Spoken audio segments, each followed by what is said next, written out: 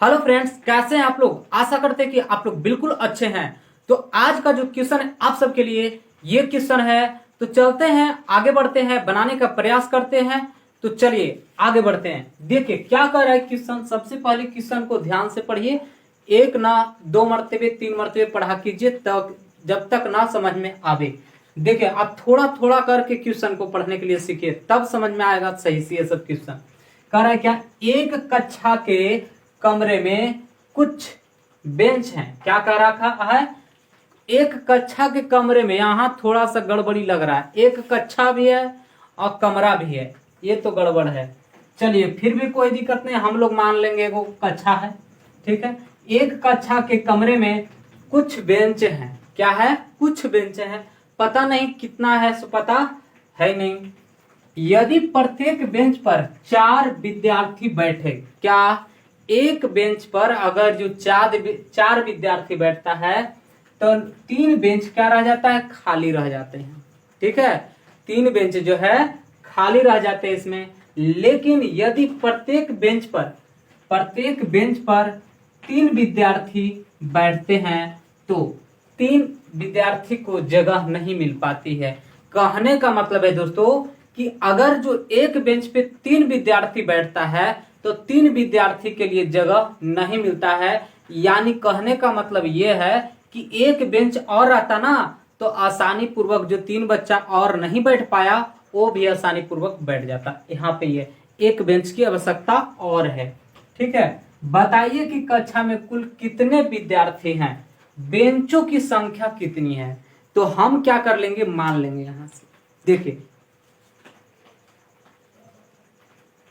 माना कि कक्षा में बेंचों की संख्या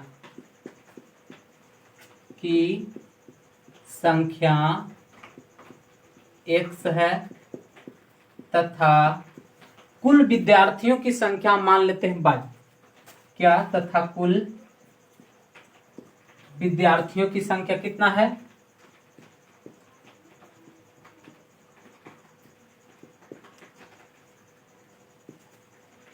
की संख्या 22 है।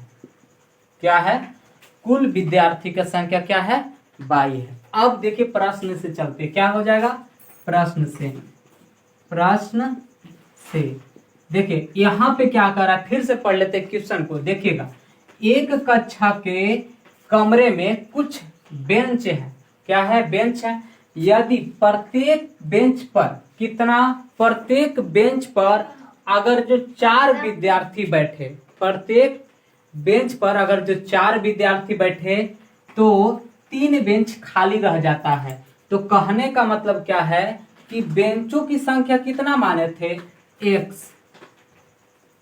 अगर जो प्रत्येक पर 4 विद्यार्थी बैठे तो चलिए कुल बेंचों की संख्या, एक प्रत्येक बेंच पे अगर जो जितना बच्चा बैठ रहा है वो दोनों को गुना करेंगे तो कितना आएगा, कुल बच्चा आ जाएगा। तो यहाँ 4 से गुना करना पड़ेगा। अब देखिए यहां से थोड़ा सा सोचिएगा, ठीक ना। कह रहा है क्या, यदि प्रत्येक बेंच पर 4 विद्यार्थी बैठे, एक बेंच पर अगर जो 4 विद्यार्थी बैठता है तो क्या हो जाता है, 3 बेंच खाली रह जाता है। यानी कि 3 बेंच क्या रह जाता है, खाली। माइनस कर देंगे जितना होना चाहिए। जैसे 12 बेंच रहता तो उसमें से 3 को घट जाता, 9वें बेंच पे क्या होता है, सब बच्चा बैठ जाता। तो इस प्रकार से क्या करेंगे, x माइनस 3 यानी 3 बेंच क्या कर देंगे, घटा देंगे, क्योंकि इतना ही पे बैठ जाता है ना।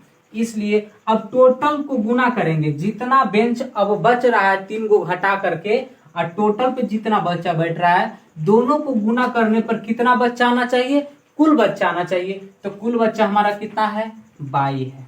देख लीजिएगा यहां से कुल बच्चा क्या है, 22 है। अब दोनों को गुना कर दीजिए, समीकरण तैयार कर लीजिए। देखिए क्या होता है, इसको इससे गुना कर लेते हैं तो हो जाएगा कितना, 4x। इसको इससे करेंगे तो माइनस में कितना, 4 तिया 12 इक्वल टू 22 को ही पटी ले जाते हैं तो 4x, ये साइड लाएंगे 22 को तो 22 इक्वल टू हो जाएगा, ये साइड माइनस में वो साइड जाएगा तो प्लस में 12 हो जाएगा। ये हमारा क्या हो गया, समीकरण फर्स्ट हो गया।